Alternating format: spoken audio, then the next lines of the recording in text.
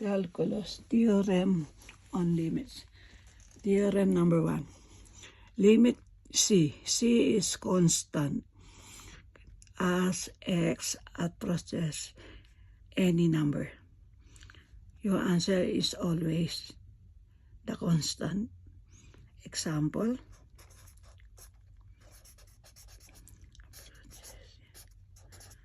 Okay, limit 4 as x approaches, sabihin natin ng 3. Okay? Your answer is 4.